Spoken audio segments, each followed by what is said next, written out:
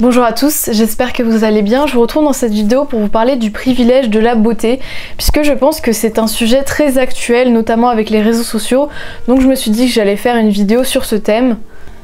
Je ne peux pas parler du privilège de la beauté sans aborder ce qu'est l'effet halo. Donc j'ai noté une définition. L'effet halo est un biais cognitif qui affecte la perception des gens ou des marques. Il s'agit d'une interprétation basée sur une première impression. Une caractéristique jugée positive à propos d'une personne a tendance à rendre plus positives les autres caractéristiques de cette personne, même sans les connaître, et inversement. En tout cas, ce stéréotype est vieux comme le monde vu qu'on le retrouvait déjà par exemple à la Grèce antique, avec la culture du corps et de l'esprit et l'interdépendance que l'on a entre les deux, notamment le fait que lorsque l'on a un corps sain et développé, on y attribue certaines vertus, et c'est encore le cas aujourd'hui dans les films par exemple. Le méchant est souvent moche et les gentils sont souvent considérés comme beaux, et ça simplifie la lecture du film vu qu'on arrive directement à reconnaître rien qu'au physique qui est la gentille personne et qui est la personne méchante. Je vais prendre l'exemple de la petite sirène. La méchante n'est pas dans les canons de beauté. Alors maintenant je vais vous présenter une étude qui a été réalisée dans les années 70 présentant la beauté et l'évaluation que font les professeurs des élèves selon leur beauté. L'expérience se déroulait ainsi: on présentait à des enseignants des photos d'élèves, donc c'était uniquement basé sur le physique, et on leur demandait des questions par rapport à leur succès futur, est-ce qu'ils étaient plus ou moins aidés à la maison, est-ce qu'ils avaient de plus ou moins bons résultats scolaires, etc. C'était ce type de questions.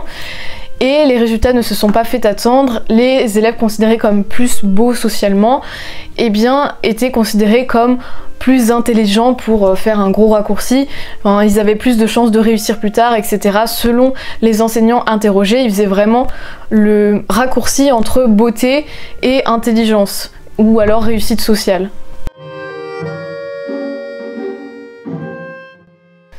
Maintenant, nous allons nous intéresser à la discrimination par rapport à la beauté dans le monde du travail.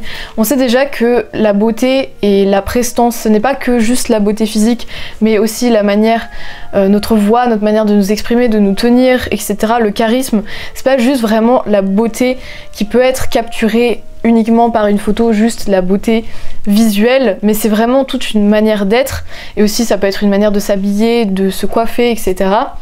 Tout ceci a une importance prépondérante dans le monde du travail.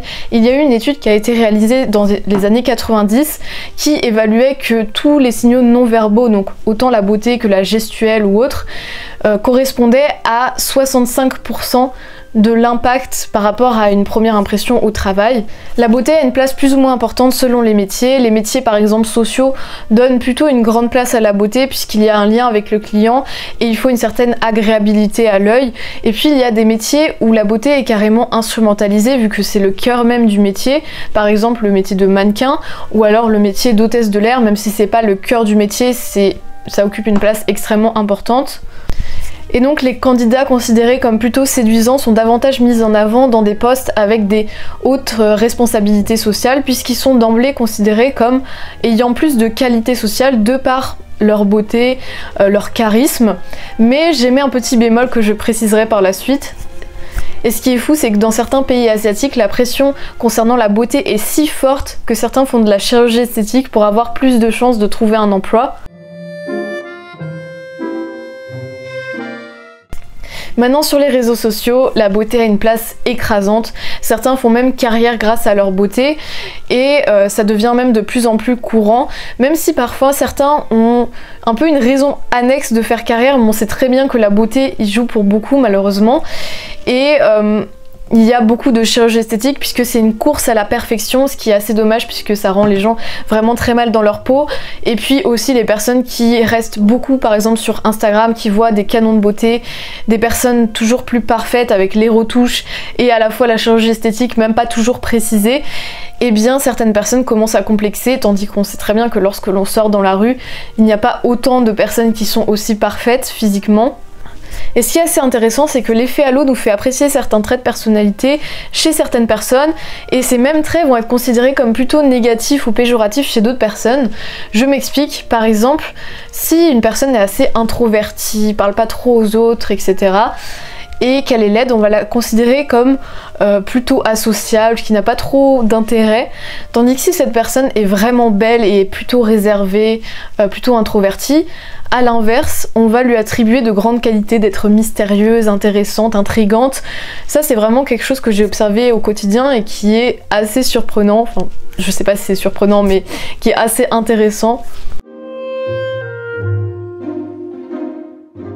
L'effet de la beauté s'immisce même en prison, puisque des criminels considérés comme charismatiques, beaux, peuvent recevoir des centaines, j'exagère peut-être un peu, des dizaines de lettres enflammées de jeunes filles qui vont les aduler, tandis que moralement ce ne sont des personnes pas très recommandables. Et j'ai aussi observé ça d'un point de vue cinématographique.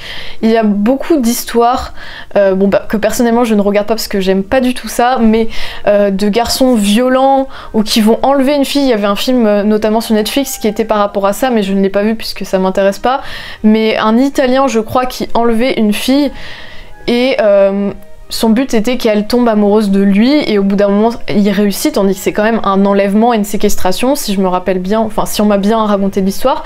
Et je me dis, mais là l'acteur pour le coup était très beau, mais si on avait pris un homme de 50 ans bedonnant et pas du tout charismatique, on n'aurait pas eu les mêmes réactions face au film, ce serait plus un film d'horreur qu'un film romantique. En 2014, il y a eu Jérémy Mix qui a fait le buzz sur la toile suite à la publication de ses mugshots, puisque aux États-Unis, lorsque l'on fait un délit, un crime ou autre, on est prise en photo lorsque l'on arrive dans le commissariat, et après les photos sont publiques, ça s'appelle des mugshots. Et là, ces mugshots ont réellement eu un énorme engouement, un énorme succès, et des personnes ont commencé à dire il n'a rien à faire en prison, il est trop beau pour être en prison.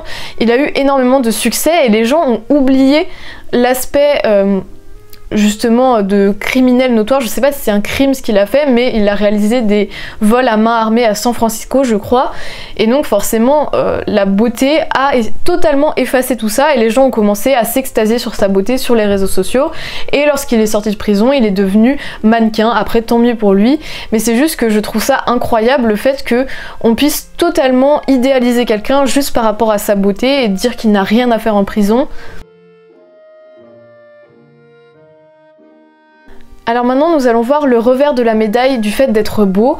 Par exemple, il y a beaucoup de femmes notamment qui sont définies par leur physique, qui se définissent par leur physique, tout simplement parce que on accorde énormément d'importance au physique dans la société, et d'autant plus pour les femmes, ce qui fait qu'il y a des femmes qui vont passer énormément de temps à s'occuper uniquement de leur physique comme si c'était la seule chose qui comptait chez elles. Après je trouve ça normal qu'on puisse avoir envie de s'occuper de son physique, mais c'est juste qu'il y a aussi d'autres choses qui sont importantes, notre carrière, notre intellect ou plein d'autres choses, notre famille, je ne sais pas. Et là ce sont des personnes qui vont accorder énormément de temps à leur physique, tandis que c'est quelque chose qui aussi se flétrit. Donc je pense qu'il ne faut pas mettre tous ses œufs dans le même panier et ne pas donner toute son importance dans notre physique, puisqu'on est beaucoup plus que ça. Après, l'autre problème, c'est que les stéréotypes liés à la beauté sont très genrés, notamment pour des postes assez élevés, des postes de management ou autres. On considère qu'un homme séduisant est plus avantagé pour ces postes-là, tandis qu'une femme séduisante est moins avantagée, puisqu'on considère que le fait qu'elle soit belle, apprêtée, etc. est lié à une certaine forme de futilité, tandis que chez l'homme, on considère que c'est lié à une certaine forme justement de savoir social, vraiment de prestance qui est liée à des compétences derrière qui sont sociales. Donc c'est pas du tout interprété de la même manière. Il y a une étude réalisée en 2002 qui en a conclu que c'était plus le fait que des compétences élevées dans le management ou dans des hauts postes sont liées inconsciemment à une certaine forme de masculinité, ce qu'on associe à la masculinité, c'est-à-dire savoir diriger, être autonome, etc. Et que on associe plus ça à justement des hommes liés à cette masculinité, puisqu'on associe ces caractéristiques à la masculinité. Donc il y a plusieurs pistes envisageables, mais en tout cas il y a la piste de la beauté qui fait que les femmes, leur beauté ne signifie pas la même chose que chez les hommes, et aussi le fait que dans des postes élevés on associe toutes les caractéristiques de réussite et qui sont importantes pour arriver à rester sur ce poste élevé à des caractéristiques considérées comme masculines. Voilà, hein, ce n'est pas moi qui ai décidé ça, mais je vous dis juste ce que j'ai observé et ce que j'ai vu dans certaines études.